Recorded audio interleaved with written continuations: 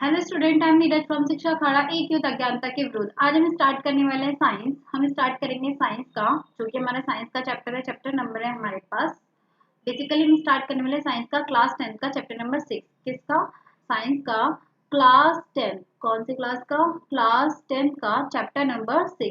Chapter number 6 आपके board के exam की वजह से आपके लिए क्या है, मस्ट इम्पॉर्टेंट है। तो इसके बारे में हम डिटेल में स्टडी करेंगे। तो चैप्टर नंबर जो 6 है, 6 का नाम है आपका जैव प्रक्रम। क्या नाम है चैप्टर नंबर 6 का आपका?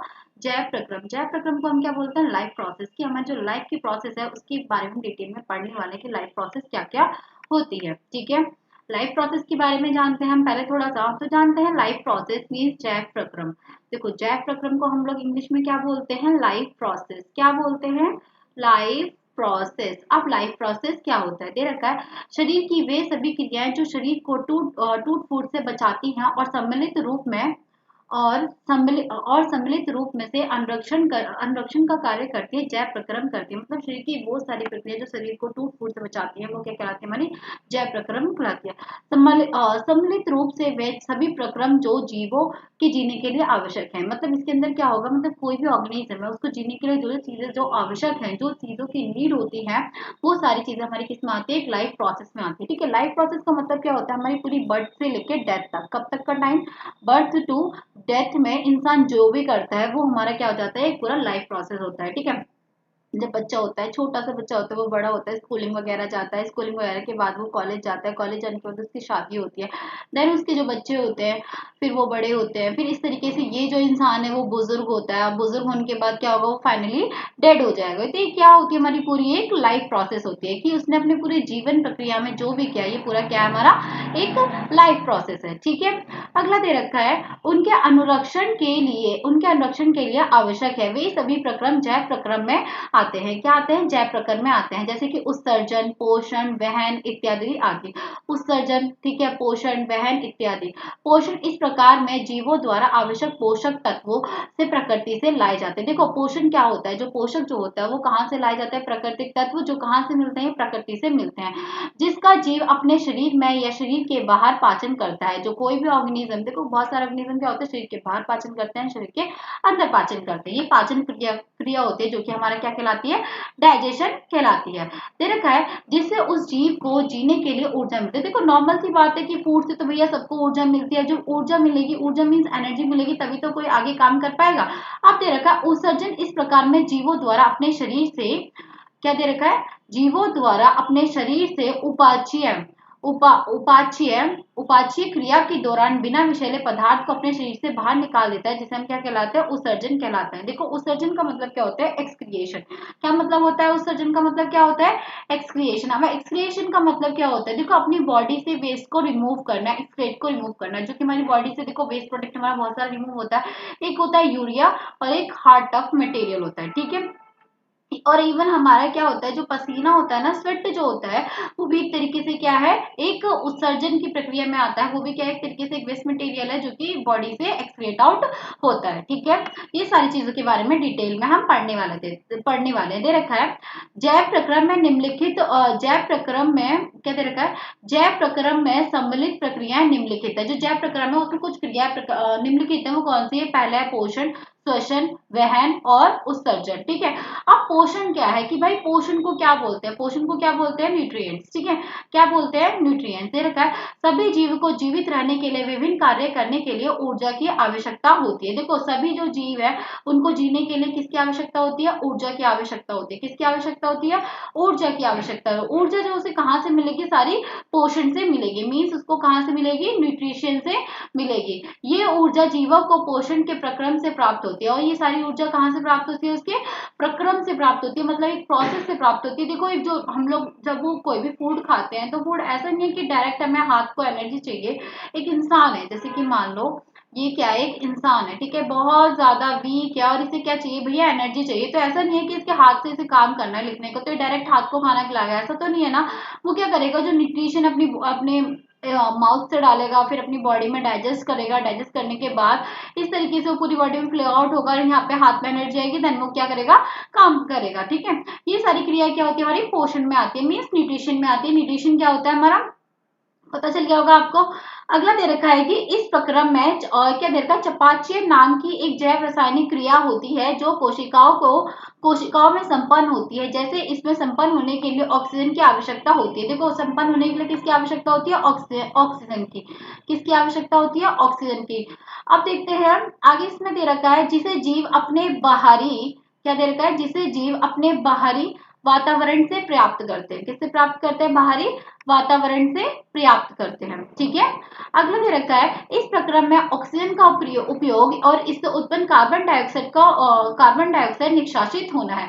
अब दे रखा है श्वसन क्या होता है। श्वसन को हम पढ़ेंगे, क्या बोलते हैं श्वसन को? हम बोलते हैं रेस्पिरेशन। क्या होता है रेस्पिरेशन? क्या कहलाता है? दे रखा है कुछ एक कोशिकाओं जीवों में ऑक्सीजन और कार्बन डाइऑक्साइड के वहन के लिए विशेष अंगों की आवश्यकता नहीं होती। क्या होती है? विशेष अंगों की आवश्यकता नहीं होती है, क्योंकि इनकी कोशिकाएं सीधे तौर पर पर्यावरण के संपर्क में आती है। क्योंकि इनकी जो कोशिकाएं होती है ना, जो सेल होती हैं, वो क्या होती है? वो डायरेक्ट पर्यावरण के संपर्क में आती है। परंतु बहुकोशीय जीवों में गैसों के आदान प्रदान के लिए श्वसन तंत्र होता है। देखो, बहुकोशीय जीव क्या होते हैं? जो कि मल्टी सेलुलर होते हैं। मैं आपको एक बात इसमें बता दूं, इसमें दे रखा है एक कोशीय और बहुकोशीय। देखो, बहुकोशीय होते हैं जो हमारे क्या होते हैं? मल्टी सेलुलर होते हैं। कौन से ऑर्गेनिज्म होते हैं ये होते हैं हमारे मल्टी सेलुलर। और ये जो होते हैं एक कोशीय होते हैं हमारे यूनिसेलुलर। कौन से होते हैं वो? यूनिसेलुलर, जिनमें क्या होती है भैया? एक ही सेल होती है। जैसे कि हमारा एक एग्जांपल है अमीबा का।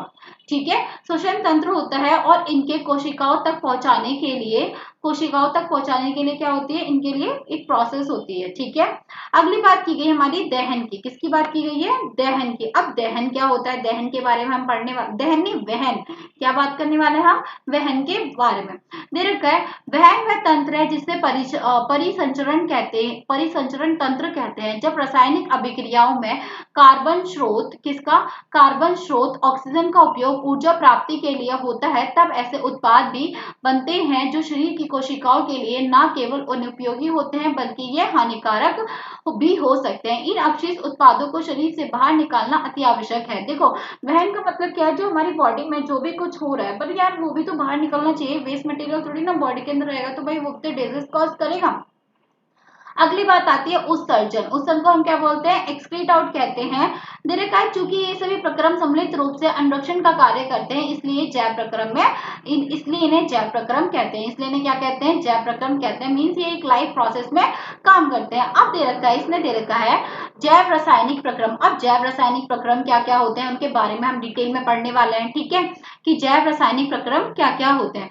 दे रखा है इन सभी प्रक्रियाओं में जीव बाहर से अर्थात बाह्य ऊर्जा स्रोत से ऊर्जा प्राप्त करता है और शरीर के अंदर ऊर्जा स्रोत से जटिल पदार्थों का विघटन या निर्माण होता है, जिससे शरीर के अनुरक्षण तथा वृद्धि के लिए आवश्यक अणुओं का निर्माण होता है। इसके लिए शरीर में रासायनिक क्रियाओं की एक श्रृंखला होती है जिसे जैव रासायनिक प्रक्रिया कहते हैं। इसके लिए एक अलग से इनके केमिकल रिएक्शन होती है, इसके बारे में पढ़ने वाले हैं हम लोग। हमारे पास पहले बात की गई, किसकी बात की गई है? पोषण की प्रक्रिया। अब पोषण की प्रक्रिया कैसे दे रखा है? बाह्य ऊर्जा स्रोत से ऊर्जा ग्रहण करना, मतलब जटिल पदार्थ हमारे। सेकेंड इसमें होगा ऊर्जा स्रोत से प्राप्त जटिल पदार्थों का विघटन। मीन जटिल जो पदार्थ है उनका टूटना। जटिल पदार्थ क्या होते हैं? जो एकदम कठोर होते हैं ना, उनको हम क्या कहते हैं? जटिल पदार्थ बोलते हैं। अगला दे रखा है जैव रासायनिक प्रक्रम से सरल उपयोगी अणुओं में परिवर्तन हो रहा है। अब देखो, जैव रासायनिक उपयोग जो है, जैव रासायनिक जो प्रक्रम है, उससे क्या हो रहा है भैया? वो छोटे छोटे जो सप्लीमेंट्स है उनके अंदर क्या हो रहा है? वो चेंजेस हो रहे हैं, उसके अंदर ये सारी चीजें होती हैं। ठीक है। अगला हम पढ़ने वाले हैं ऊर्जा के रूप में उपयोग। हम लोग क्या करेंगे? ऊर्जा के रूप में उस चीज का उपयोग कर लेंगे। नेक्स्ट दे रखा है पुनः विभिन्न जैव रासायनिक प्रक्रम का होना। दोबारा रासायनिक प्रक्रम होंगे। अगला दे रखा है नए जटिल, क्या दे रखा है? हाँ, नए जटिल अणुओं का निर्माण, जो कि प्रोटीन संरक्षण की क्रिया है। किसकी क्रिया है? प्रोटीन संश्लेषण की क्रिया है। अब दे रखी है शरीर की वृद्धि एवं अनुरक्षण। क्या होता है? शरीर की वृद्धि और बाद में क्या होता है? उसका अनुरक्षण। ठीक है। नेक्स्ट हम पढ़ेंगे अणुओं के विघटन की सामान्य रासायनिक युक्तियां। जो अणुओं का जो विघटन होता है, मीन्स जो टूटता है, जो पार्टिकल्स जो टूटते हैं केमिकल रिएक्शन में, उनके हम पढ़ेंगे। दे रखा है शरीर में अणुओं के विघटन की क्रिया एक रासायनिक युक्ति के द्वारा होती है जिसे चयापचय कहते हैं। उपपाच्य क्रियाएं जैव रासायनिक क्रियाएं हैं, वे सभी संजीवों में जीवन को बनाए रखने के लिए होती है। कब होती है सारी प्रक्रियाएं? तब होती हैं जो संजीव जो होते हैं ना, उनको उनके जीवन को बनाए रखने के लिए। और संजीव क्या होते हैं? संजीवों को हमने पढ़ रखा है कि संजीव होते हैं हमारे लिविंग बींग्स। कौन होते हैं संजीव? हमारे लिविंग बींग्स। कौन होते हैं संजीव? हमारे लिविंग बींग्स। संजीव को हम क्या बोलते हैं? Living beings. अगला हम पढ़ेंगे उपचयन की उपचयन है क्या। ठीक है, उपचयन के बारे में हम डिटेल में पढ़ने वाले हैं। यह रचनात्मक रासायनिक प्रतिक्रियाओं का समूह होता है जिसमें अपचय की क्रिया द्वारा उत्पन्न ऊर्जा का उपयोग सरल अणुओं से जटिल अणुओं के निर्माण में होता है। क्या होता है? ये एक प्रक्रिया होती है जिससे क्या होती है, जो सरल जो अणु होते हैं वो किससे कन्वर्ट होते हैं? जटिल में कन्वर्ट होते हैं। इस क्रिया में आवश्यक पोषक तत्व शरीर के अन्य भागों तक आवश्यकता अनुसार पहुंचाए जाते हैं, जिससे नई कोशिकाओं या ऊतकों का निर्माण होता है।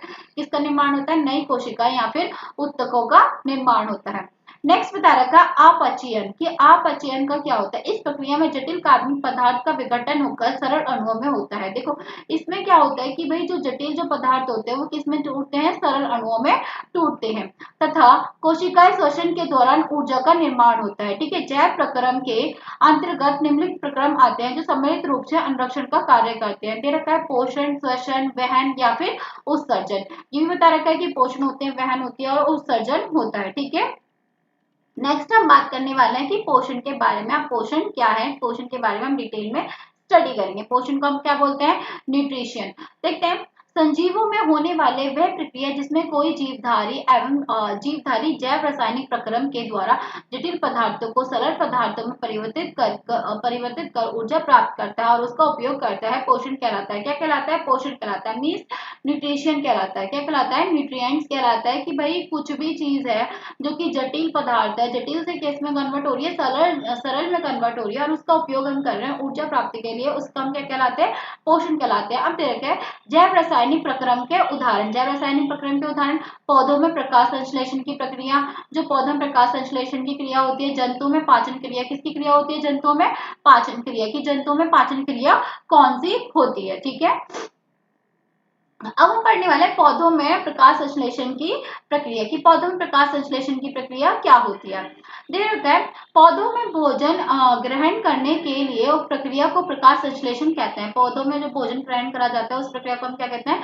प्रकाश संश्लेषण कहते हैं। इस प्रक्रिया में जीव अकार्बनिक स्रोत से कार्बन डाइऑक्साइड तथा जल के रूप में सरल पदार्थ प्राप्त करते हैं। ऐसे जीव क्या कहलाते हैं? स्वपोषी कहलाते हैं। क्या कहलाते हैं? ये स्वपोषी कहलाते हैं, जो कि अपना खाना खुद से लेते हैं। ठीक है, उदाहरण के लिए हरे पौधे एवं कुछ जीवाणु आदि।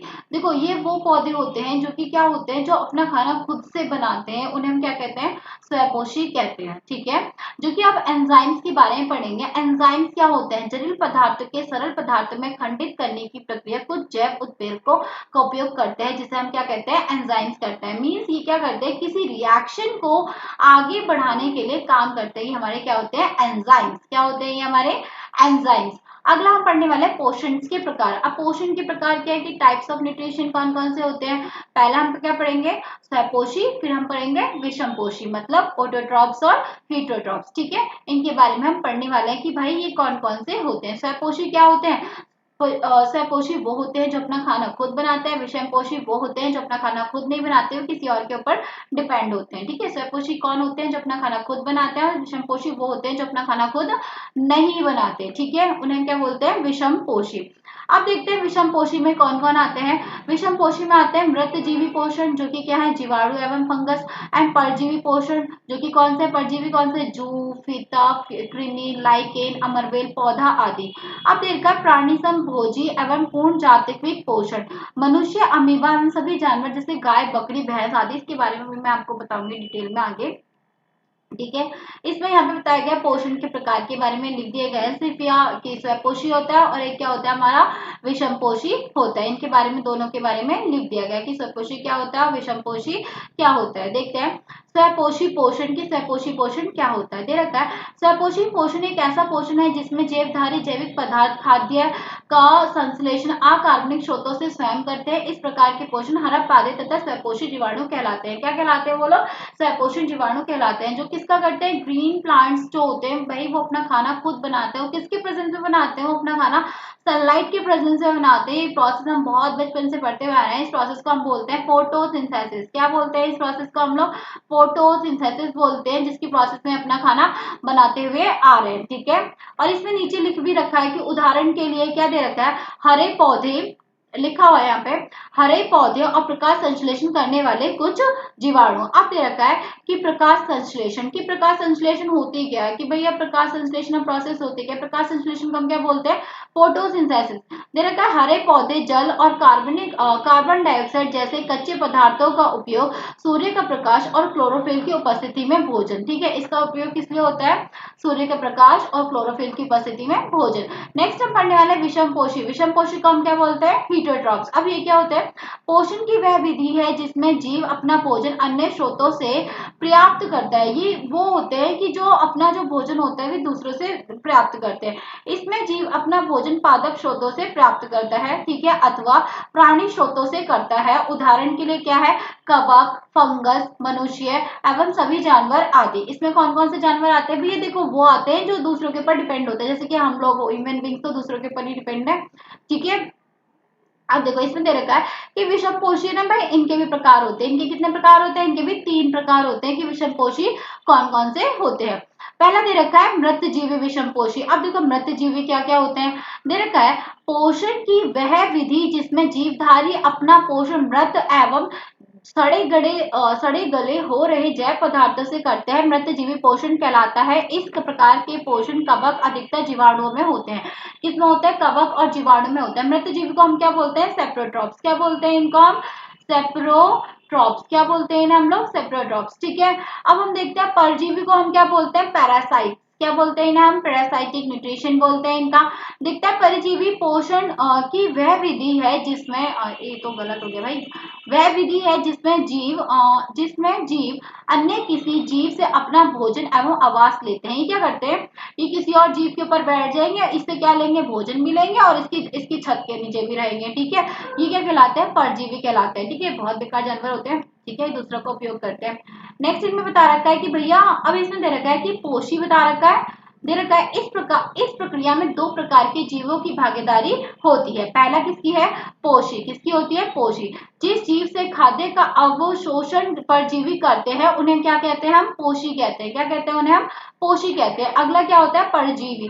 परजीवी वह जीव है जो पोषियों के शरीर में रहकर, देखो जहां से वे खाना ले रहे हैं उन्हें क्या कहते हैं? परजीवी कहते हैं। परजीवी क्या है? परजीवी वो पोषी होते हैं जो कि उनके शरीर में रहकर उनके ही भोजन और आवास का अवशोषण करते हैं। किसका अवशोषण करते हैं भैया? उन्हीं के ऊपर रहेंगे और उन्हीं का खाना खाएंगे। सबको जैसे मच्छरों में पाया जाने वाला प्लाज्मोडियम एंड मनुष्य के दांत में पाया जाने वाला फीता कृमि एंड गोल कृमि, जू आदि पौधों में अमरबिल। पौधों में क्या है? अमरबिल। अमरबिल क्या होती है भाई? वो एक पौधे के ऊपर ऐसे ऐसे चलती चली आती है। देखो इससे तो ये सहारा भी ले रही है और न्यूट्रिशन भी क्या होती है? परा वाले पौधे से लेती रहती है। इसे हम क्या बोलते हैं? पैरासाइटिक। ठीक है, अगला दे रखा है, अगले को बोलते हैं हम लोग प्राणी संभोज अथवा पूर्ण जातिक पोषण। अब ये क्या होता है? इसके बारे में डिटेल में पढ़ेंगे हम लोग। इसे हम बोलते हैं पोषण की वह विधि, ये वह नहीं है, ये वह क्या? ये वह विधि जिसमें जीव की प्राप्ति जीव ऊर्जा की प्राप्ति पादप प्राणी स्रोतों से एवं जैव पदार्थों के अंतर्ग्रहण द्वारा पाचन द्वारा की जाती है, अथवा वह भोजन को लेता है, पचाता है, फिर बाहर निकालता है, जैसे मनुष्य, अमीबा, वह सभी जानवर। ठीक है, इसमें सब आ गया। अमीबा में पोषण किस तरीके होता है?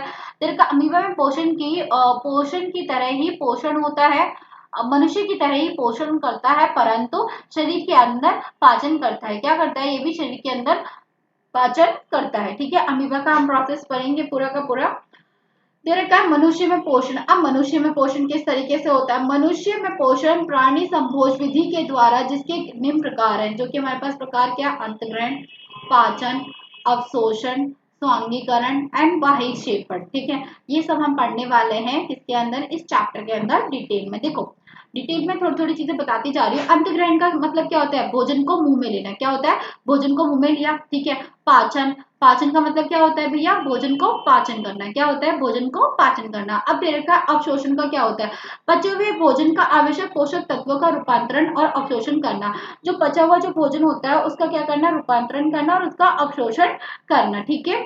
अगला क्या होता है, अगला होता है हमारा स्वांगीकरण। क्या होता है, स्वांगीकरण दे रखा है, अवशोषण से प्राप्त आवश्यक तत्व को कोशिका आवश्यक तत्वों को कोशिका तक पहुंचाना और उनकी कोशिका श्वसन के लिए उपभोग करना। अगला दे रखा है वायु क्षेपण। क्या होता है, आवश्यक तत्वों के अवशोषण के पश्चात शेष बचे हुए अपशिष्ट पदार्थ को शरीर से बाहर निकालना। क्या कर देना, शरीर को बाहर निकाल देना, ठीक है। जैसे कि इसमें दे रखा है कि नहीं दे रखा है, यहाँ पे क्या हुआ, यहाँ से फूड देखो, यहाँ से फूड, एक मिनट, यहाँ से फूड अंदर आया, अंदर आने के बाद देखो हमारे फूड पाइप है, यहाँ से गया, इसमें गया, या फिर यहाँ से क्या हो जाता है, इसका बाहर यहाँ से फ्लो आउट हो जाता है, ठीक है। यहाँ से पूरा प्रोसेस इसमें दे रखा है। नेक्स्ट देखो, इसमें बहुत अच्छे तरीके से दे रखा है भोजन के पाचन की क्रिया। मुंह, भोजन का अंतग्रहण। दांत, भोजन का चबाना। जीवा, भोजन को लार के साथ पूरी तरह मिलाना। लार मतलब क्या होता है, सलाइवा। लार क्या होता है, सलाइवा। लार को क्या बोलेंगे, जैसे कि जो लार यहाँ पे लिखा है ये क्या होता है हमारा, सलाइवा। क्या होता है ये हमारा लार, सलाइवा, ठीक है। लाल ग्रंथि, लाल ग्रंथि का पढ़ेंगे हम लोग। देर का लाल ग्रंथि स्वतः लाल रस या लाल तरह की एमिलेस एंजाइम की उपस्थिति स्टार्च को मॉल्टस चक्र में परिवर्तित कर देती है। अगला देर का भोजन का ग्रासिका से होकर गुजरना, होकर जाना, ठीक है। हमारे मुंह से अमाशय तक, क्या लिखा है, हमारे मुंह से अमाशय तक एक भोजन नली होती है जिसे ग्रासिका कहते हैं। ग्रासिका मीन्स इसको क्या कहते हैं हम लोग, फूड पाइप कहते हैं। मीन्स इसको हम लोग ओइसोफेगस भी कहते हैं। क्या कहते हैं इसको हम लोग, ओइसोफेगस। क्या कहते हैं इसको हम लोग, ओइसोफेगस कहते हैं। इसमें होने वाली क्राम कुचन गति से भोजन अमाशय तक पहुंचता है, ठीक है। यहाँ तक पेट तक पहुंच जाता है। अब आता है अमाशय के बारे में कि अमाशय क्या है। अमाशय को हम लोग क्या बोलते हैं, स्टमक बोलते हैं। क्या बोलते हैं, स्टमक। दे रखा है मनुष्य का अमाशय भी एक ग्रंथि है जो जठर रस को अमाशय रस का स्राव करती है। यह जठर रस पैप्सिन जैसे कि पाचक रस, हाइड्रोक्लोरिक अम्ल और श्रेमसा आदि का मिश्रण होता है, ठीक है।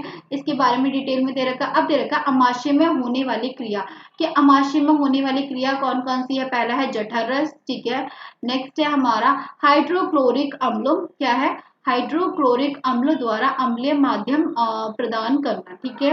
ये सारा HCl हो जाता है इसके अंदर। ये जठर रस किस में कन्वर्ट कर देता है, किस में कन्वर्ट करता है, HCl में कन्वर्ट करता है। किस में कन्वर्ट करता है, HCl में। अगला दे रखा है भोजन को छोटे छोटे टुकड़ों में तोड़ना एंड पेप्सिन द्वारा प्रोटीन का पचना। जो पैप्सिन जो होता है ना, वो भोजन को ना पचाने में ज्यादा हेल्प लेता है, ठीक है। नेक्स्ट इसमें बताया गया श्रेमा द्वारा अमाशय के आंतरिक स्तर को अम्ल से रक्षा करना। अगले बता रहे शुद्रांत के बारे में बात करेंगे। शुद्रांत आहार नल का सबसे बड़ा भाग है। क्या है ये, सबसे बड़ा भाग है शुद्रांत। क्या है, शुद्रांत, ठीक है। नेक्स्ट हम बात करेंगे, दे रखा है शुद्रांत के 3 भाग हैं, ड्यूडेनम, जीजनम एंड इलियम बोलते हैं इसको। हम पढ़ने वाले हैं ड्यूडेनम के बारे में। किसके बारे में पढ़ने वाले हैं, ड्यूडेनम के बारे में पढ़ने वाले हैं। ये छोटी आंत का वह भाग है जो अमाशय से जुड़ा होता है। देखो शुद्रांत को हम लोग क्या बोलते हैं, स्मॉल इंटेस्टाइन। क्या बोलते हैं शुद्रांत को हम लोग, स्मॉल इंटेस्टाइन, ठीक है। वह अमाशय से जुड़ा रहता है और आगे जाकर यह जीजनम से जुड़ता है। आहार नल के इसी भाग से यकृत, लिवर निकलती है जो कि पित्त की नली कहते हैं। ड्यूडेनम से जुड़ता है और साथ ही साथ इसी भाग में अग्नाशय भी जुड़ता है। इसी भाग में क्या जुड़ता है, अग्नाशय भी जुड़ता है, ठीक है।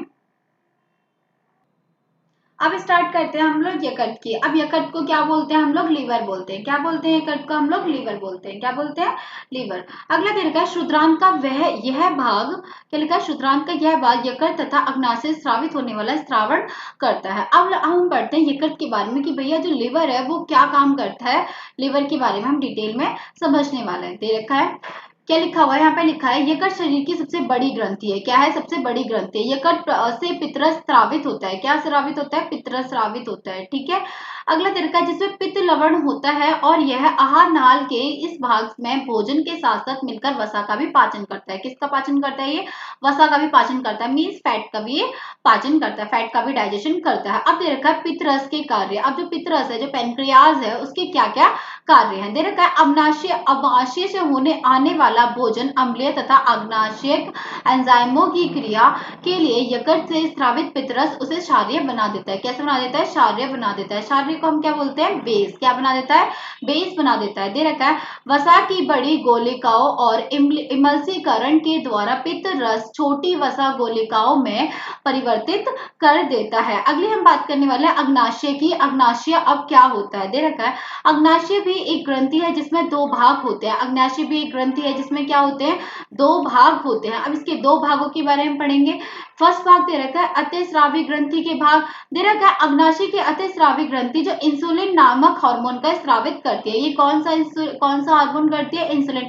ये क्वेश्चन याद रखिएगा, ये कौन सा हार्मोन करती है? इंसुलिन। बिकॉज ये जो क्वेश्चन है आपका वन लाइनर में बहुत ज्यादा आता है। नेक्स्ट दे रखा है बहुस्रावी ग्रंथि भाग, जो कि कौन सा है? अग्नाशय का बहुस्रावी भाग एंजाइम स्रावित करता है जो एक नलिका के द्वारा क्षुद्रांत के इस भाग में भोजन के साथ मिलकर विभिन्न पोषक तत्वों का पाचन करता है। अग्नाशय से निकलने वाला एंजाइम अग्नाशिक रस बनाते हैं। कौन सा एंजाइम बनाते हैं? अग्नाशिक रस बनाते हैं। अब दे रखा है कि एंजाइम क्या क्या होते हैं। दे रखा है ये एंजाइम निम्न है। कौन कौन से? एमिलेज एंजाइम, ट्रिप्सिन एंजाइम और लाइपेज एंजाइम। और एमिलेज एंजाइम क्या होता है? ये स्टार्च का पाचन कर ग्लूकोज में परिवर्तित कर देता है। किस में परिवर्तित करता है? स्टार्च को ग्लूकोज में कर देता है। या प्रोटीन का पाचन कर पेप्टोज में परिवर्तित कर देता है। किस में कर देता है? पेप्टोज में।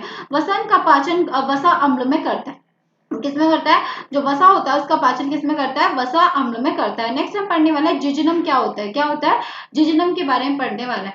ड्यूडेनम और इलियम के बीच के भाग को जिजनम कहते हैं। जो ड्यूडेनम और इलियम के बीच का जो भाग होता है ना, उसे हम क्या कहते हैं? जिजनम कहते हैं। ठीक है। और यह अमाशय और ड्यूडेनम द्वारा पाचित भोजन के सूक्ष्म कणों का पाचन करता है। ठीक है। अगला हम पढ़ने वाला है इलियम क्या है। क्या हम पढ़ने वाले हैं? इलियम। किसके बारे में पढ़ने वाला है हम लोग? इलियम के बारे में कि इलियम क्या है। देखिए छोटी आंत का यह सबसे लंबा भाग होता है। क्या होता है? छोटी आंत का सबसे लंबा भाग होता है और भोजन का अधिकांश भाग इसी भाग में पाचित होता है और इसका अंतिम सिरा वृद्धांत से जुड़ता है। वृद्धांत को भी वृद्धांत भी कहते हैं। इसको हम क्या कहते हैं? वृद्धांत्र भी कहते हैं। नेक्स्ट हम पढ़ने वाले हैं दीर्घ रोम के बारे में। अब हम पढ़ने वाले हैं डिजीज के बारे में। एक्यूट डिजीज और क्रोनिकल डिजीज क्या क्या होती है। ठीक है। अब हम दीर्घ रोम के बारे में हम पढ़ने वाले हैं। सॉरी अभी दीर्घ रोम नहीं है, अभी अलग है। एक्यूट डिजीज क्रॉनिक डिजीज अभी नहीं आया। देखा मनुष्य की छोटी आंत मतलब क्षुद्रांत के आंतरिक स्तर पर अनेक अंगुली जैसे प्रवर्धन पाए जाते हैं जिन्हें हम क्या कहते हैं? दीर्घरोम कहते हैं। क्या कहते हैं? फिंगर लाइक प्रोजेक्शन पाए जाते हैं। ठीक है। अगला दे रखा है दीर्घरोम का कार्य कि इनका जो कार्य है वो क्या क्या होता है। ठीक है। ये दे रखा है, ये लिखा हुआ है यह अवशोषण। क्या लिखा है? ये अवशोषण के लिए सतही क्षेत्रफल बढ़ा देते हैं, मतलब जो एरिया है वो उसको बढ़ा देते हैं। ये जल तथा भोजन के लिए अवशोषित कर कोशिकाओं तक पहुंचाते हैं। जो जल और भोजन होता है उसको कहाँ पहुंचाते हैं? ये कोशिकाओं तक पहुंचाते हैं। नेक्स्ट हम पढ़ने वाले हैं श्वसन के बारे में। किसके बारे में पढ़ने वाले हैं? श्वसन के बारे में। दे रखा है क्रमाचुन गति। आहार नाल की वह गति जिसमें भोजन आहार नाल के एक भाग से दूसरे भाग तक पहुंचा है, इसे हम क्या कहते हैं? क्रमाकुचन गति कहलाता है। क्या कहलाता है? क्रमाकुचन गति। ठीक है। इसमें एक हार्ट दे रखा है, अच्छे से दे रखा है। भोजन प्रक्रम के दौरान हम जो सामग्री ग्रहण करते हैं इन खाद्य पदार्थों से प्राप्त ऊर्जा का उपयोग कोशिकाओं में होता है। इन ऊर्जा का उपयोग विभिन्न जैव उपयोगों में करता है। नेक्स्ट दे रखा है कोशिकीय श्वसन। अब कोशिकीय श्वसन क्या होता है? दे रखा है ऊर्जा उत्पादन के लिए कोशिकाओं में भोजन के विखंडन को कोशिका श्वसन कहते हैं। जो कोशिकाएं जो होती है, जो सेल्स होती है, उसके अंदर जो भोजन का टूटना होता है हम क्या कहते हैं? कोशिका श्वसन कहते हैं। नेक्स्ट हम दे रखा है श्वास लेना। श्वास लेने को क्या कहते हैं? श्वास लेना मीन्स क्या होता है? सांस लेना। दे रखा है, इसमें लिखा हुआ है श्वसन की यह क्रिया फेफड़ों में होती है। किसमें होती है? फेफड़ों में होती है, जिसमें जीव ऑक्सीजन लेता है और कार्बन डाइऑक्साइड को छोड़ता है। क्या लेता है? ऑक्सीजन को लेगा और कार्बन डाइऑक्साइड को छोड़ेगा। विभिन्न जैव प्रक्रमों के लिए ऊर्जा। अब देखो सबके लिए ऊर्जा आएगी कि दे रखा है कोशिका विभिन्न जैव प्रक्रमों के लिए ऊर्जा कोशिकीय श्वसन के दौरान भिन्न भिन्न जीवों में भिन्न भिन्न विधियों के द्वारा प्राप्त करती है।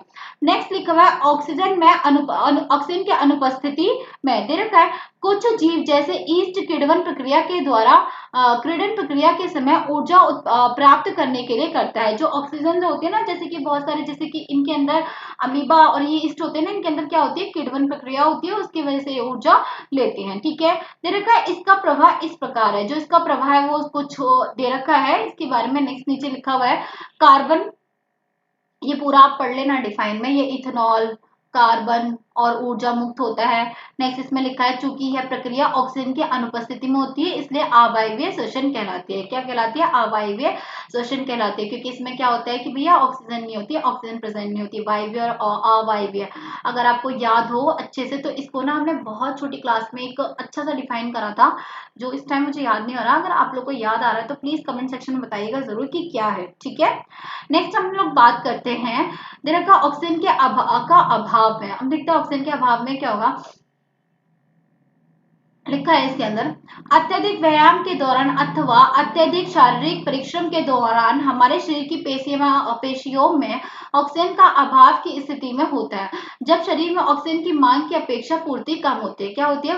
मांग की अपेक्षा पूर्ति कम होती है। इसका प्रभावी निम्न प्रकार से होता है। 6 कार्बन वाला ग्लूकोज 3 कार्बन अणु वाला पायरुवेट में विखंडित होता है, लैक्टिक अम्ल और ऊर्जा मुक्त होता है। ठीक है, नेक्स्ट इसमें बताया गया हमारा ऑक्सीजन की उपस्थिति में। अब ऑक्सीजन की उपस्थिति में क्या होगा, देखा यह प्रक्रिया हमारी कोशिकाओं के माइटोकॉन्ड्रिया में ऑक्सीजन की उपस्थिति में होती है। इसका प्रभाव भी दे रखा है, ये भी आप इसको डिटेल में पढ़ लीजिएगा कि इसका प्रभाव क्या होता है। ठीक है, नेक्स्ट हम बात करते हैं। नेक्स्ट देखो, ये ना बहुत अच्छा प्रोसेस है, एनसीईआरटी का प्रोसेस दिया गया है कि ईस्ट के अंदर क्या क्या होता है, ऑक्सीजन का अभाव, ये पूरी जो फिगर है ना, आप इसे या तो रीड आउट कर लो या फिर अच्छे से पढ़ लो, क्योंकि कई बार क्या होती है ये एग्जाम में पूरी डिटेल में पूछी जाती है।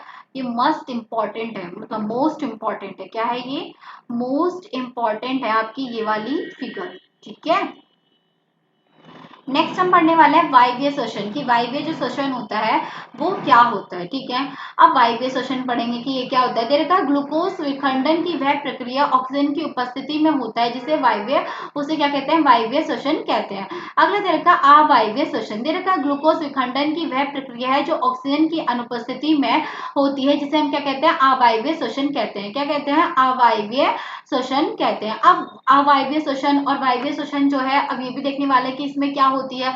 इसमें लिखा है, इसमें 2 कार्बन अणु वाला एटीपी ऊर्जा उत्पन्न करता है। 2 कार्बन वाला यह प्रक्रम कोशिका द्रव में होती है। यह निम्नवर्गीय जीव ईस्ट जैसे ईस्ट कोशिकाओं में होता है। जो ईस्ट कोशिकाएं होती है ना, ये उसके अंदर होता है। दे रखा है इसमें दे रखा है कि इस प्रकार की श्वसन क्रिया ऑक्सीजन की अनुपस्थिति में होती है। इसमें ऊर्जा के साथ साथ इथेनॉल और कार्बन डाइऑक्साइड मुक्त होता है। नेक्स्ट इसमें बताया गया वायवीय श्वसन क्या होता है। क्या करने वाले हैं हम लोग?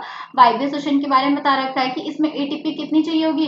3 कार्बन वाली, और ये किसमें होती है? माइटोकॉन्ड्रिया में होती है। और ये किसमें पाया जाता है? उच्च वर्गीय जीवों में पाया जाता है। और इस प्रकार के श्वसन के लिए किसकी उपस्थिति चाहिए होती है? ऑक्सीजन की। और इसमें ऑक्सीजन की अनुपस्थिति, इसमें ऑक्सीजन की उपस्थिति, ये भी बात आप डिटेल में ध्यान रख लीजिएगा। अब इसमें देखा इस ऊर्जा के साथ साथ कार्बन डाइऑक्साइड और जल मुक्त होता है। इसमें क्या क्या चीज होती है?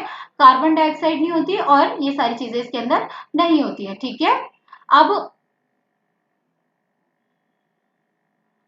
ठीक है, एक मिनट।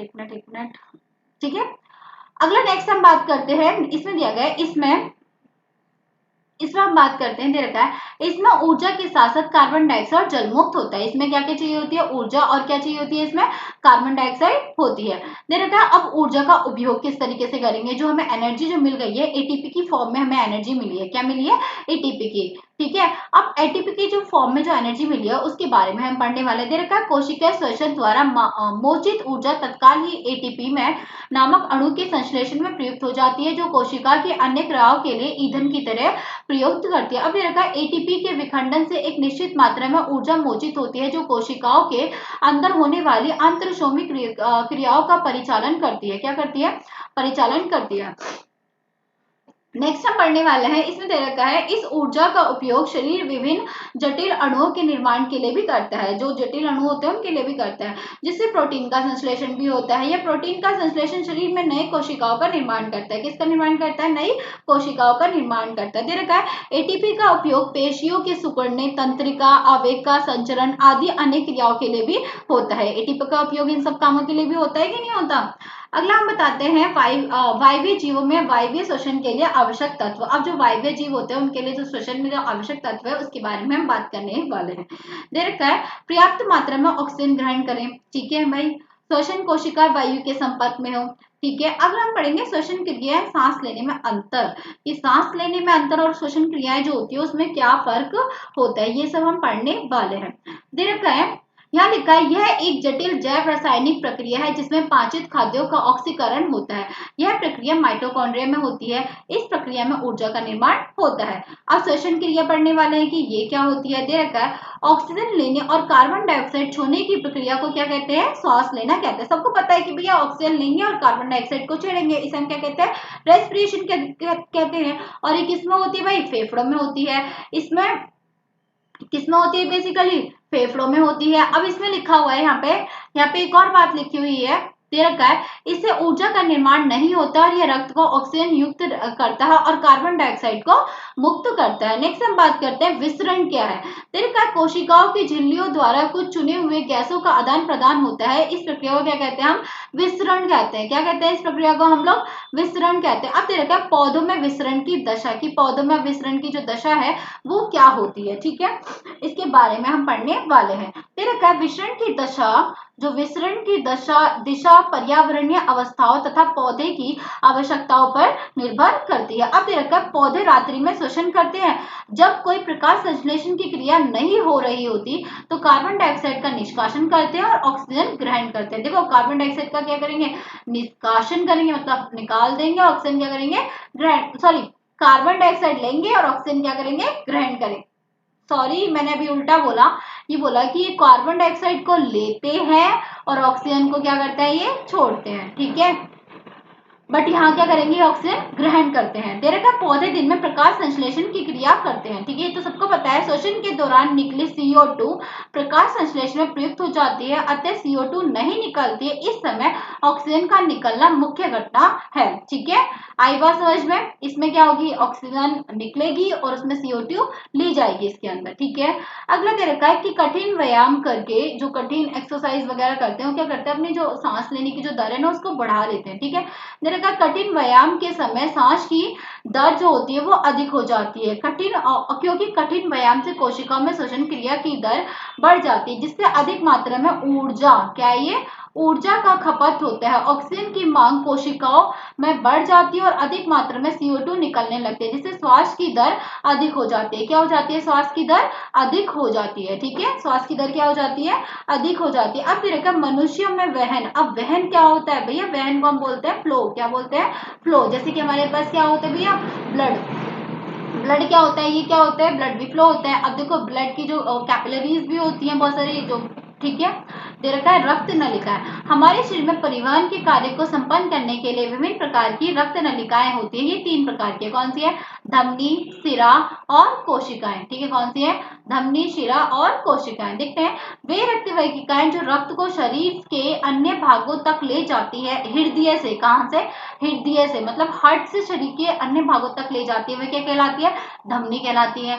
वे रक्त वाहिकाएं जो रक्त को शरीर के अन्य भागों से हृदय तक ले जाती है, शरीर के अन्य भागों से कहां ले जाएंगी? हार्ट तक ले जाती है, वे क्या कहलाती है? शिराएं कहलाती है। जैसे महाशिरा, फुफ्फुस शिरा आदि, ये सारे क्या है? इसके एग्जाम्पल है। ठीक है, नेक्स्ट हम पढ़ने वाले हैं कि कोशिकाएं क्या है। किसके बारे में पढ़ने वाले हैं? कोशिकाएं क्या है। अब कोशिकाओं के बारे में पढ़ने वाले हैं। ये दे रखा है कि वे रक्त नलिका जो धमनी और शिराओं को आपस में जोड़ता है, वे क्या कहलाती है? कोशिकाएं कहलाती है। मतलब जो धमनी और शिरा दोनों को जोड़ता है उसे क्या कहते हैं? हम कोशिकाएं कहलाते हैं। अब देखो धमनी और शिरा का बहुत इंपॉर्टेंट जो अंतर है दे रखा है, आप इसे नोट डाउन कर लीजिएगा अपनी कॉपी में, हिंदी मीडियम वाले खासतौर पर, क्योंकि ये जो आपका है बेसिकली पूछा जाता है पेपर के लिए, मोस्ट इंपॉर्टेंट है। मैं इसको रीड आउट नहीं कर रही हूँ, आप देख लेना इसको। ठीक है, नेक्स्ट हम पढ़ते हैं मानव हृदय। किसके बारे में पढ़ते हैं हम लोग? मानव हृदय, मतलब मनुष्य का जो हार्ट है, ह्यूमन हार्ट के बारे में पढ़ते हैं। वो क्या होता है, उसका क्या प्रोसेस है, ये पढ़ने वाला है।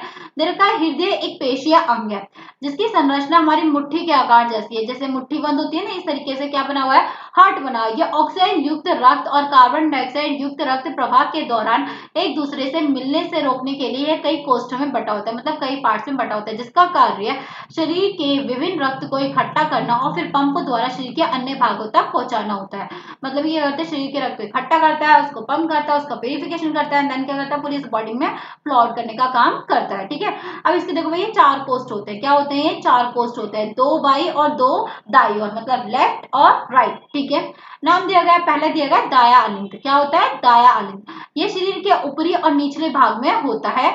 यह रक्त को इकट्ठा करता है और पंप द्वारा दाया निलय में भेज देता है। ठीक है, देखो दाया निधि ऐसे करके देते हैं ना, आपने बचपन में पढ़ा होगा। ऐसे करके खिड़की टेप में शेप बना देते हैं टीचर, ये दाया अलिंद, ये दाया निलय, और ये इस तरीके से बना देते हैं, बता दूंगी आपको।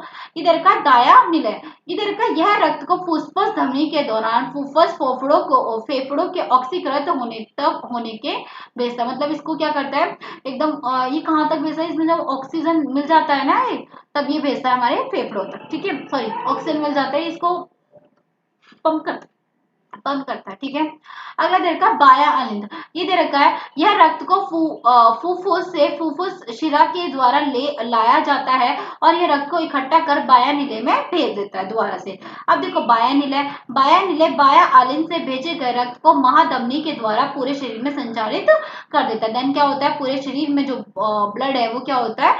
फ्लो हो जाता है। अब देखो, ये भी प्रोसेस अच्छी तरीके से लिखी गई है, आप इस प्रोसेस को भी नोट डाउन करिएगा, क्योंकि ये भी पेपर में पूछी जाती है। ये वही प्रोसेस है जो मैंने अभी ऊपर पढ़ी है, बस कंप्लीट यहाँ पे लिख दी गई है। आप इसे देख लेना अच्छे से, वीडियो रोक रोक के, कि ये प्रोसेस क्या है, क्योंकि बेसिकली बहुत ज्यादा पूछा जाता है। हिंदी मीडियम वाले बच्चों को बहुत ज्यादा प्रॉब्लम होती है इसका आंसर लिखने के लिए। देखो, ये हार्ट दे रखा है, ये हार्ट का बहुत अच्छी तरीके से प्रोसेस दे रखा है, हृदय वॉल्व का कार्य बता रखा है, पूरा दे रखा है।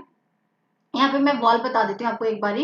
ये लिखा है, वॉल्व रुधिर के उल्टी दिशा में प्रवाह को रोकता है, मतलब जो ब्लड है ना, कि भाई वो उल्टी दिशा में चला जाए। अगला दे रखा है, हृदय के, क्या दे रखा है? हृदय का विभिन्न कोष्ठों में बंटवारा, जो हार्ट है उसका विभिन्न कोष्ठकों में बंटवारा किस तरीके से हो रखा है? दे रखा है, हृदय का दाया व बाया बंटवारा ऑक्सीजनित तथा विऑक्सीजनित रुधिर को मिलने से रोकने में लाभदायक होता है। इस तरह का बंटवारा शरीर को उच्च दक्षता पूर्ण ऑक्सीजन की पूर्ति कराता है। दे रखा, अन्य जंतुओं में कोष्ठकों का उपयोग। अब अन्य जंतुओं में कोष्ठकों का उपयोग किस तरीके से होता है, मतलब जो अन्य जंतु होते हैं उनके अंदर क्या क्या होता है उसके बारे में पढ़ेंगे हम, जो एनिमल्स के बारे में। ये तो हमने किसके बारे में पढ़ा है? ह्यूमन बींग्स के बारे में पढ़ा है। ठीक है, ये हम पढ़ने वाले। दे रखा है, पक्षी और स्तनधारी सरीखे जंतुओं के उच्च ऊर्जा की आवश्यकता होती है। यह बहुत लाभदायक है क्योंकि इन्हें अपने शरीर के तापक्रम बनाए रखने के लिए निरंतर ऊर्जा की आवश्यकता होती है। उन जंतुओं में जिन्हें इस कार्य के लिए ऊर्जा का उपयोग नहीं करना होता, शरीर का तापक्रम पर्यावरण के तापक्रम पर निर्भर करता है। नॉर्मल सी बात है, शरीर का जो तापक्रम है किस पर डिपेंड करता है? हमारे एनवायरमेंट पे डिपेंड करता है। ठीक है, फिर का जल स्थल चर या बहुत से सरीसृप जैसे जंतु, सरीसृप मतलब क्या होता है? जो रेंगने वाले होते हैं। जंतु में 3 कोष्ठीय हृदय होता है, जो रेंगने वाले होते हैं उनके पास क्या होता है? 3 कोष्ठीय हृदय होता है, मतलब 3 चैम्बर्स ऑफ हार्ट होते हैं। और ये ऑक्सीजनित तथा विऑक्सीजनित रुधिर को कुछ सीमाओं तक मिलना भी सहन करते हैं। दूसरी और मछली में केवल 2 कोष्ठीय हार्ट होता है। जो फिश होती है ना, उसके पास क्या होते हैं? खाली 2 कैम्बर्स होते हैं। देखा, यहाँ से रुधिर क्लोम में भेजा जाता है। क्या भेजा जाता है? रुधिर क्लोम में भेजा जाता है। ठीक है, यहाँ पे पूरा डिटेल में अच्छे से लिखा हुआ है। नेक्स्ट हम पढ़ने वाले हैं दोहरा संचरण। किसके बारे में पढ़ने वाले हैं हम? दोहरा परिसंचरण, की दोहरा परिसंचरण क्या होता है। ठीक है, इसमें लिखा है कि हमारा हृदय रक्त को हृदय से बाहर भेजने के लिए प्रत्येक चक्र में 2 बार पंप करता है। रक्त 2 बार हृदय में आता है, इसे ही दोहरा परिसंचरण कहते हैं। मतलब जो ब्लड होता है ना, वो हार्ट में 2 बार आता है एक बार में, तो इसको हम क्या कहते हैं? दोहरा संचरण। अब हम क्या पढ़ेंगे? जो ब्लड है ना, ब्लड की कोशिकाओं के बारे में पढ़ेंगे। अब देखो, हमारे शरीर में 3 रक्त की कोशिकाएं होती है, WBC, RBC और नेक्स्ट क्या होती है हमारी? प्लेटलेट्स। क्या होती है? प्लेटलेट्स। जो कि ये दे रखे हैं, ठीक है।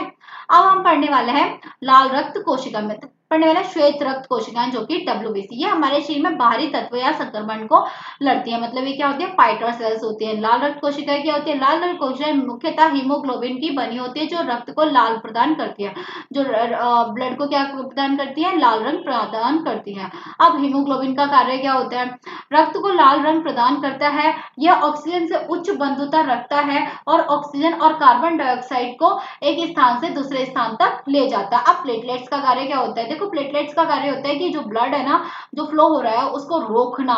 जैसे कहीं चोट लग जाती है ना, आपने देखा है कि थोड़ी देर बाद क्या हो जाती है, उसमें ऐसे करके प्लेटलेट्स इंक्रीज होते हैं, ऐसे करके छत्ता सा बन जाता है, उसे हम क्या बोलते हैं, प्लेटलेट्स बोलते हैं। क्या बोलते हैं उसे हम लोग, प्लेटलेट्स बोलते हैं, ठीक है। नेक्स्ट बताया गया प्लाज्मा। अब प्लाज्मा क्या है कि भाई हम प्लाज्मा के बारे में पढ़ने वाले हैं कि प्लाज्मा क्या होता है। दे रखा है रक्त कोशिकाओं के अलावा रक्त में एक संयोजी ऊतक पाया जाता है जो कि क्या कहलाता है, रक्त के लिए एक तरल माध्यम पदार्थ होता है जिसे हम क्या कहते हैं, प्लाज्मा। जो प्लाज्मा होता है वो किसमें पाया जाता है, ब्लड में पाया जाता है। अब इसमें प्लाज्मा के बारे में दे रखा है, इसमें कोशिका निलंबित होती हैं, प्लाज्मा भोजन, कार्बन डाइऑक्साइड तथा नाइट्रोजन वजह पदार्थों का विलीन रूप से वहन करता है। पहले हम पढ़ने वाले हैं रक्तदाब, मतलब ब्लड प्रेशर के रुधिर वाहिकाओं के विरुद्ध जो दाब लगता है उसे हम क्या कहते हैं, ब्लड प्रेशर कहते हैं। क्या कहते हैं उसे हम लोग, ब्लड प्रेशर कहते हैं, ठीक है। अब रक्तदाब के भी दो प्रकार हैं, किसके प्रकार हैं, रक्तदाब के भी दो प्रकार है, पहला है प्रकुचन दाब और दूसरा है अग्नुशिथिलिन दाब। धमनी के अंदर रुधिर का दाब जब नीले संकुचित होता है उसे हम क्या कहते हैं, प्रकुचन दाब कहते हैं। नीले असंतुलन के दौरान धमनी के अंदर जो दाब उत्पन्न होता है उसे हम क्या कहते हैं, असंतुलन दाब कहते हैं। अब देखो एक मनुष्य का रक्तचाप कितना होता है, 120 mm पारा से 80 mm पारा होता है, कितना होता है, 180 mm से इतना पारा होता है। नेक्स्ट हम पढ़ने वाला है रक्तचाप मापने वाला यंत्र, इसको याद कर लेना, पेपर में आता है, मोस्ट इंपॉर्टेंट है, ठीक है। नेक्स्ट हम पढ़ने वाला है लसिका के बारे में, किसके बारे में पढ़ने वाला है, लसिका के बारे में कि लसिका क्या होती है। थोड़ी छोटी छोटी डिफाइंस है, अगर मैं इसको बताऊं भी ना, आप इसको एक बार रीड आउट कर लेना कि क्या चीजें होती है, क्योंकि वीडियो बहुत बड़ी हो गई है और फिर आप बोलोगे कि मैम ये तो बहुत बड़ी हो गई, हम लोगों से तो पढ़ा भी नहीं जा रहा। इसको मैं रोक रही हूँ थोड़ी थोड़ी देर में, ठीक है। आप इसको पढ़ लेना, काफी अच्छा सा टॉपिक है, लिम्फ नोड्स वगैरह इनके बारे में बताया गया, ये भी इसके कार्य बताए गए हैं कि रक्त लासिका का क्या कार्य है, दे रखा है। यह शरीर में क्या लिखा है यहाँ पे, यह शरीर में प्रतिरक्षा प्रणाली को मजबूत बनाता है और वहन में सहायता करता है। पचा हुआ भोजन क्षुद्रांत तक अवशोषित वसा का वहन लसिका के द्वारा होता है। बाह्य कोशिका अवकाश में इकट्ठित अतिरिक्त तरल को वापस रक्त तक ले जाता है।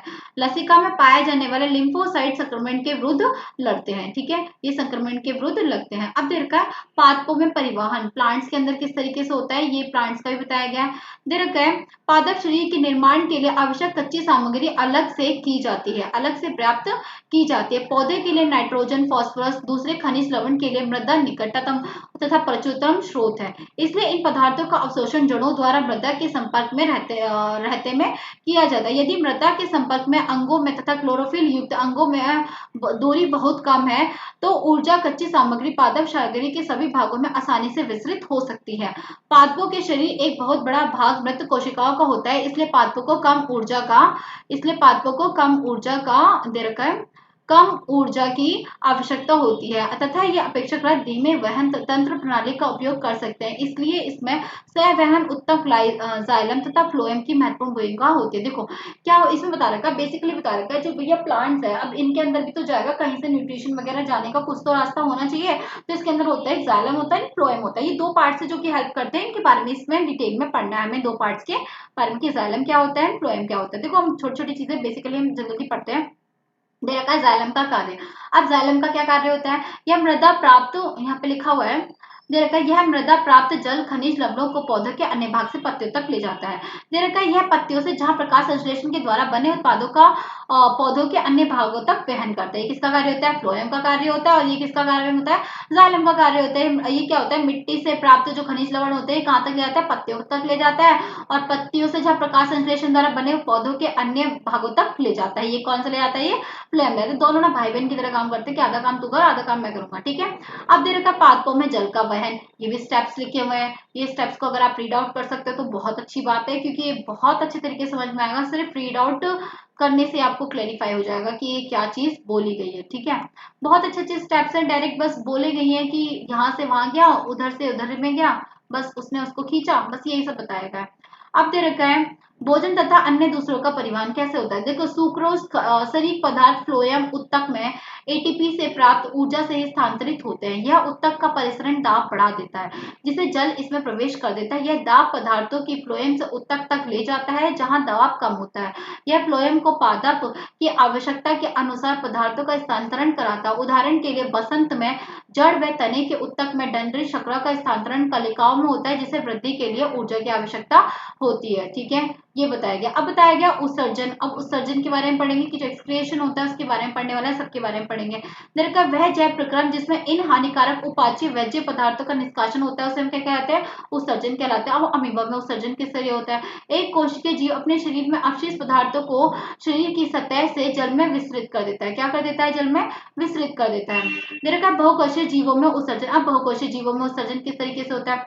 बहुकोषीय जीवों में उत्सर्जन की प्रक्रिया जटिल होती है, इसलिए इनमें इस कार्य को पूरा करने के लिए विशिष्ट अंग होते हैं। इनके अंदर भी विशिष्ट अंग होते हैं। देखो बहुकोषीय मतलब मल्टी सेलुलर्स में जैसे कि ह्यूमन बींग्स है, जो कि क्या क्या अंग होते हैं, वृक्क, मूत्रवाहिनी, मूत्राशय एंड मूत्रमार्ग। देखो यहाँ से पूरा जो यूरिन है उसका बाहर निकलना ही पूरा पता रखा। पहली बात की है कि वृक्क क्या होता है।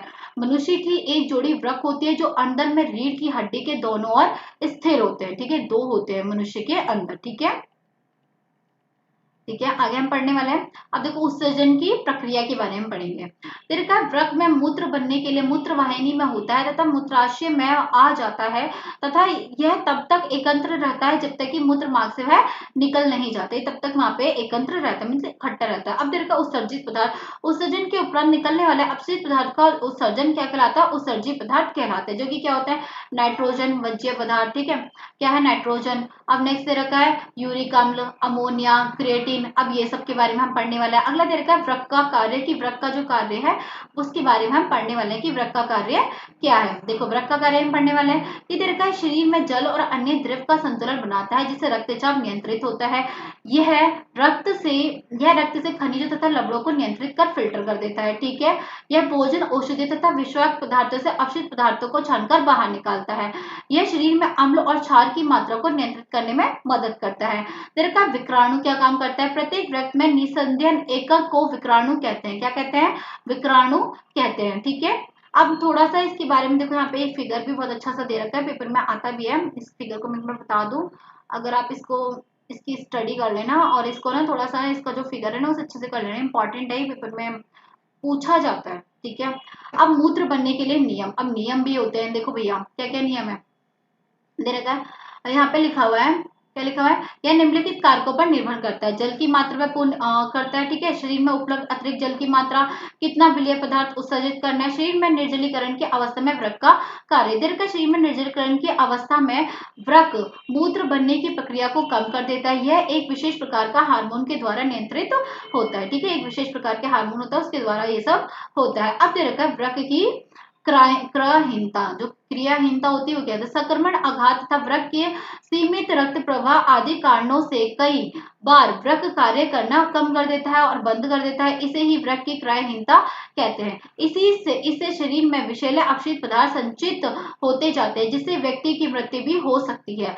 वृक्क की इस निष्क्रिय अवस्था में कृत्रिम प्रक्रिया का उपयोग किया जाता है, जिससे नाइट्रोजन अपशिष्टों को शरीर से निकाला जा सके। अब देखते हैं कृत्रिम वृक्क क्या होता है। नाइट्रोजनी अपशिष्टों को रक्त से एक कृत्रिम युगत द्वारा निकलने की युक्ति को क्या कहते हैं, हम आपोहन कहते हैं। क्या कहते हैं, आपोहन कहते हैं, ठीक है। देखो ये था पूरा आपका कंप्लीट चैप्टर, ठीक है। इसके बारे में देखो यहाँ पे नीचे एक फिगर दे रखी है, जो कि आपकी, देखो आप इसको फिगर को देख लो, अभी थोड़ा सा चैप्टर रह गया है। आप बोलोगे मैम आज तो चैप्टर बहुत बड़ा हो गया, ये कंप्लीट हो गया, दे रहा क्योंकि चैप्टर बहुत डिटेल में है। तेरे का अपवहन कैसे कार्य करती है, आप इसका कार्य भी पढ़ेंगे। देखा कृत्रिम वृक्क बहुत सी अर्ध पारंगीय अस्तर वाली नालिकाओं से युक्त होती है। ये नलिकाएं अपवहन द्रव से भारी टंकी में लगी होती हैं। इस प्रकार के परिसरण दाब रुधिर जैसे ही करता है, लेकिन इसमें नाइट्रोजन अपशिष्ट नहीं होते हैं। रोगी के रुधिर को इन नलिकाओं से प्रभावित करते हैं। इस मार्ग में रुधिर से अपशिष्ट उत्पाद विसरण द्वारा अपवहन द्रव में आ जाते हैं। शुद्ध किया गया रुधिर वापस रोगी के शरीर में पंपित कर दिया जाता है। ठीक है, जो होता है ना आपका क्या होता है, यूरिन फिल्ट्रेशन। ठीक है, अगला दे रखा है वृक्क और कृत्रिम वृक्क में अंतर। वृक्क व पुनर्पोषण, जबकि कृत्रिम वृक्क में पुनर्पोषण नहीं होता। अब दे रखा है पादपों में उत्सर्जन, इसमें लिखा हुआ है एक मिनट, थोड़ा सा एक मिनट। हाँ, दे रखा है यहाँ पे पौधे पौधे अतिरिक्त जल को वाष्पोत्सर्जन बाहर निकाल देते हैं। सबको पता है बहुत से पादप अपशिष्ट उत्पादों का कोशिका रिक्तिका में संचित रहते हैं। पौधों से गिरने वाली पत्तियों में अपशिष्ट उत्पाद संचित रहते हैं। अन्य अपशिष्ट उत्पाद रेजिन गोंद के रूप में विशेष रूप से पुराने जाइलम में संचित रहते हैं। पादप भी कुछ अपशिष्ट पदार्थों को अपने आसपास की मृदा में उत्सर्जित करते हैं। देखो ये था आपका चैप्टर नंबर 6, जो कि आपका किसका है, क्लास 10th का है। अदरवाइज अगर आपके कुछ भी क्वेश्चन रहता है तो प्लीज कमेंट सेक्शन में बताइएगा, ताकि मैं आपको क्या कर सकूं, उसके आंसर बता सकूं। अगर क्वेश्चंस आएंगे तो मैं कंप्लीट आंसर उसके देने की कोशिश करूंगी। ठीक है, और ये चैप्टर नंबर जो 6 था आपका कंप्लीट हो चुका है क्लास 10 का। आगे की ऐसी वीडियो के लिए बने रहिए हमारे साथ। Thanks for watching.